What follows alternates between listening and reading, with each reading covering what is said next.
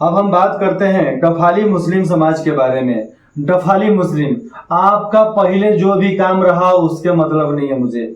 आप पहले जो भी कला संस्कृति को अपनाए वो चीज आप बखूबी जानते हो। आपको उस कला में आगे बढ़ने के लिए सरकार मतलब प्रोत्साहन दिया? नहीं दिया।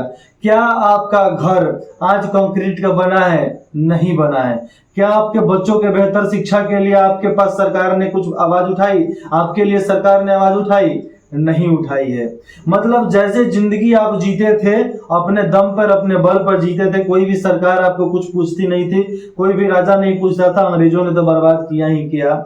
लेकिन आप लोगों ने हिंदू सनातन धर्म से अपने आप को धर्म परिवर्तन करके आप लोगों ने मुसलमान में गए, ये बात आप भी जानते हैं और पूरे सभी लोग जानते हैं। क्योंकि भैया गांव गांव तक ऐसा कोई मुसलमानी राजा नहीं था कि गांव गांव तक हर मुसलमान फैल जाए। नहीं, सभी लोग धर्म परिवर्तन कर कर ही गए हैं दूसरे धर्म में।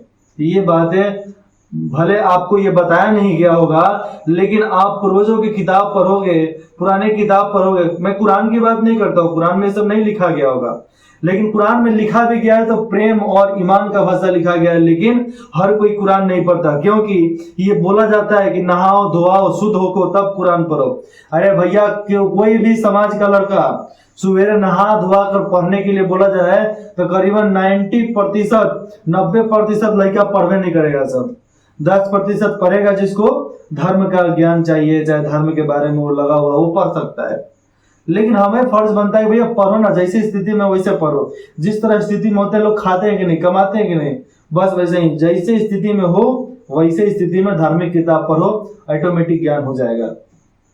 जितने भी पुराने इतिहास से किताब है, चाहे गूगल यूट्यूब, आप उस पर सर्च करो ना भैया कि हमें क्या से क्या बना दिया गया है। जब मुसलमानी धर्म लोगों ने बोला कि भैया मुसलमान अपना लो, तो वो तो पठान थे, ये मौलवी लोग थे। जब मौलवी लोगों ने आपको धर्म परिवर्तन कराया था, मौलवी क्यों नहीं हुए? मौलवी लोगों ने आपको धर्म परिवर्तन कराया था, मौलवी क्यों नहीं हुए? पठान क्यों नहीं हुए? आप आज अत्यंत पिछड़ा में क्यों हुए? आपके इलाके में जितने भी लोग मौलवी हैं उनके भी स्थिति बहुत खराब चल रही है भैया। आपके इलाके में जितने लोग पठान हैं उनकी भी स्थिति खराब चल रही है। बहुत लोग अपने मेहनत पर आगे बढ़े हैं। कब मेहनत पर आगे बढ़े हैं? जब अपने आप को शिक्षित किए हैं, अपने रोजगार के लिए काम किए हैं, अपने परिवार के बेहतर स्वास्थ्य के लिए काम किए हैं, तब आगे बढ़े हैं। क्या आप नहीं चाहते हो कि आपके बच्चों का भविष्य अच्छा हो, आपके बच्चियों का भविष्य अच्छा हो, आपका भविष्य अच्छा हो? चाहते हो तो हमें जरूरत है अब सरकार बदलने की।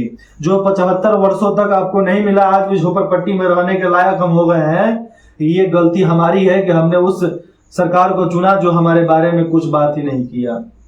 तो हमें जरूरत है अब बदलने के लिए। मैं हर्षवर्धन बिहार आप सभी का समर्थन चाहता हूं कि मैं बिहार के हर जाति समूह के लोगों के लिए मैं बेहतर शिक्षा, बेहतर स्वास्थ्य और बेहतर रोजगार व्यवस्था को कायम कर सकूं। हम तपोभूमि संघर्ष के भूमि पर जन्मे इंसान हैं। यहाँ पर कई सूफी संतों ने अपना प्राण दिया, अपनी जान दिया, फिर भी हम उन लोगों की इज्जत नहीं करेंगे, हम उन्हीं लोगों का इज्जत करेंगे। हम सभी सूफी संतों का इज्जत करते हैं, इसीलिए लोग प्रेम से इस्लाम को इस्लाम बोलते हैं। लेकिन बिहार में अनेकों प्रकार से बातें बोली जाती है, मैं यहाँ पर ये नहीं बोलूंगा। लेकिन मैं इतना बताऊंगा कि लोगों के मन में मिथ फैला दिया गया, भ्रम फैला दिया गया है कि इसके ये उसके वो फलना चिलना बहुत सारी बातें हो जाती है। हमें हमारे समाज में बोला जाता था कि मुसलमानों के घर खाना मत खाना, वो गाय का मांस खिलाता है। मुसलमानों के घर में बोला जाता है कि मत खाना, उनके घर में तुलसी का पत्ता डाला जाता है, गंगा जल डाला जाता है, अनेकों प्रकार के मतलब कुछ डाले जाते होंगे। इस तरीके से भ्रम मुसलमानों के बीच में फैलाया गया था। हमारे एक सर थे अली अकबर सर, हम लोगों ने उनसे एक बात बोला, यही सब बात हम लोग बोलते थे उनसे कि सर इतना भ्रम क्यों फैलाया गया है? हम जो चीज लाते हैं आप इजली खा लेते हैं, आप जो खिलाते हैं हम लोग खा लेते हैं, लेकिन फिर भी ये जनता में इतना ज्यादा, आपके समाज के लोगों में, हमारे समाज के लोगों में इतना ज्यादा भ्रम क्यों है? उनका जवाब एक ही था, शिक्षा की कमी। शिक्षा की प्रचुर कमी है भैया।